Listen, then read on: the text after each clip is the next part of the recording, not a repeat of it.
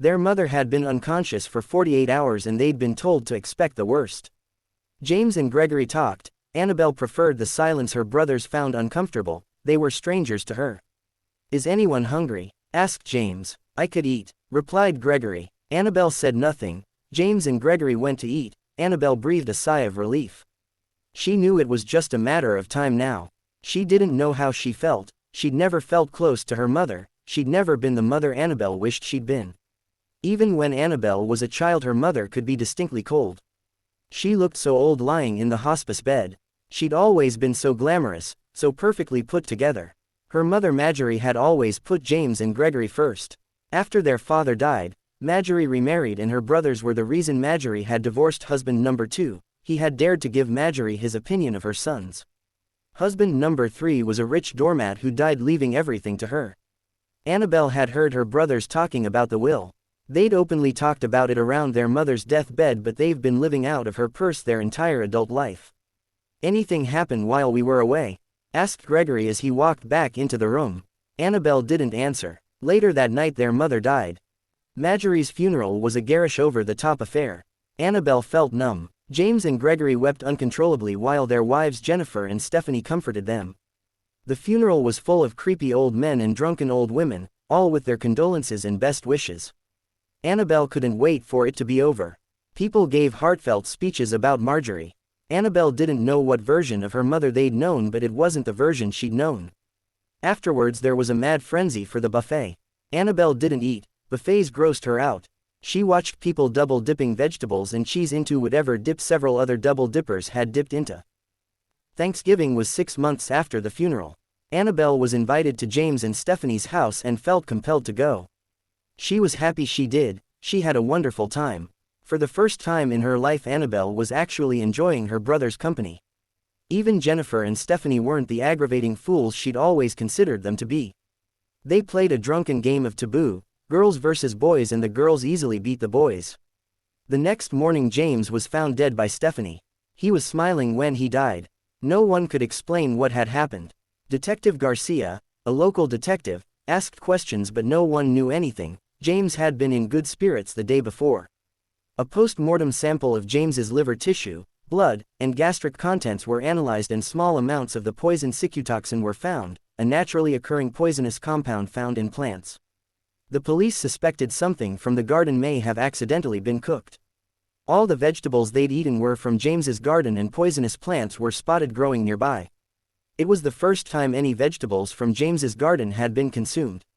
Even though no one else had any symptoms, they thought that James may have unknowingly been extremely sensitive to the poison. Another family funeral, James's funeral. Stephanie was devastated. Gregory and Jennifer did their best to comfort her. Annabelle felt numb. The only time she'd felt close to James was the day before he died. All the same people that had attended their mother's funeral were in attendance. The same creepy old men and drunken old women. The same people double-dipping vegetables and cheese in the same dips as everyone else. People made speeches, but unlike at Marjorie's funeral, the James they all talked about sounded like the James that Annabelle had briefly known. Annabelle spent a quiet Christmas alone. She didn't see Gregory until the following spring. Since James's death he'd been drinking heavily. To make his frame of mind worse, Stephanie and Jennifer had unexpectedly fallen in love and run away together. Annabelle encouraged Gregory to get help, but her advice fell on deaf ears. After Gregory flew home, Annabelle was unable to get a hold. A few days later Detective Garcia visited her with the sad news of Gregory's death. He had been found dead at a motel. Annabelle was distraught. All of her family were dead. Gregory had died with a smile on his face, the same as James had.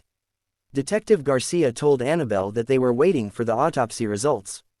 Annabelle told Detective Garcia about Gregory's drinking, how hard Gregory had taken the deaths in the family and how his wife had suddenly left him for James's widow. A post-mortem sample of Gregory's liver, blood and gastric contents found traces of the poison cicutoxin. The same people attended Gregory's funeral. The same speeches, the same buffet and the same double-dippers. Detective Garcia watched from a discreet distance. Annabelle didn't notice him. He'd had no reason to suspect her of anything until he found out about her mother's impending will reading. He had no proof that Annabelle had murdered her brothers, but he'd been watching her since he learned the results of Gregory's post-mortem. After the will was read, Detective Garcia watched Annabelle boarding a plane to Los Angeles. He informed a Los Angeles detective of what he suspected. Unknown to Annabelle, she was followed the moment she departed the airplane. In Los Angeles she rented a car and drove to a house she had bought. A detective reported Annabelle only left her house for an occasional visit to a grocery store. She spent the majority of her time working on her suntan and swimming laps in her pool. Annabelle pulled onto her driveway in her brand new car. She was shocked to find Jennifer and Stephanie waiting there. "You've got a lot of nerve coming here. We need to talk," replied Jennifer. "After what you two did, I have nothing to say to either of you. Now get out of here or I'll call the police." "Do you know a detective has been watching you, Annabelle?" said Stephanie. "I don't believe you. You don't believe us, Annabelle. They think you murdered your brothers." Annabelle was shocked at what Jennifer had just said. She looked around. The street was deserted but she could see her neighbors in their houses, anyone could hear their conversation. She motioned to Jennifer and Stephanie to follow her inside her house. "Why do the police think I murdered James and Gregory?" "You inherited everything in your mother's will," said Jennifer. "What does that have to do with anything?"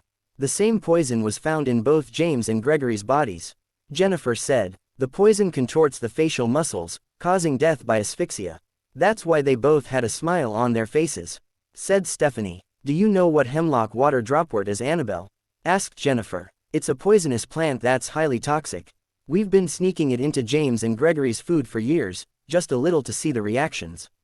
We would have given it to your mother too, if cancer hadn't killed her first. James and Gregory found it in our garden, it gave them a nasty rash," said Stephanie. "You killed my brothers. Don't act like you care, Annabelle. You were never there. We had to put up with your brothers and your bitch of a mother. You know what Marjorie was like, if everything wasn't perfect, she was unbearable." "I'm calling the police." "No you're not," said Jennifer. Stephanie shot Annabelle, who died instantly. Jennifer and Stephanie knew exactly what they were looking for and within minutes Annabelle's money was in an offshore bank account. "Is that detective outside?" asked Jennifer. Stephanie looked through the blinds. "No, let's get out of here."